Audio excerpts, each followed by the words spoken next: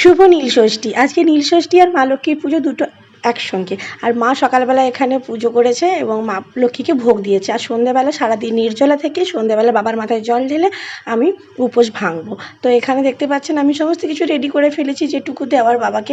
বাবা তো অল্পতেই সন্তুষ্ট জল বাতাসা পেলেই। আর আমি এবছর পুজোটা করেছি বাড়িতে, কারণ বাবা যখন স্বয়ং আমার বাড়িতে আছে আমি কেন আর বাইরে যাব। তো বাবা ভোলানাথকে আমি নিজে পুজো করতে পছন্দ করি, সেই জন্য আমি নিজেই জল ঢালছি বাবার মাথায়। আর বাবাকে খুব সুন্দর করে সাজিয়েছে। প্লিজ কমেন্টে জানাবেন কেমন দেখতে লাগছে আমার বাবা ভোলানাথকে। তো এখানে দেখতে পাচ্ছেন আপনারা আমি আরতি করছি। আর বাবাকে যেটুকু বলার যেটুকু দেওয়ার আমি দিয়েছি আর বলেছি। আর বাবার কাছে সবসময় আমি এটা চাইবো যেন পৃথিবীর সমস্ত মায়েদের সন্তানেরা ভালো থাকে, সুস্থ থাকে এবং সমৃদ্ধিতে থাকে। আর আমি এখানে দুটো মোমবাতি নিয়েছি, কারণ ছোটোবেলা থেকে আমি আমার নিজের বাবার জন্য নীলষষ্ঠীটা করে আসছি। আর এখন আমার মেয়ে হয়েছে তাই দুটো মোমবাতি। আর আপনারা ভালো থাকবেন, সুস্থ থাকবেন এবং প্লিজ প্লিজ প্লিজ আমার পাশে থাকবেন।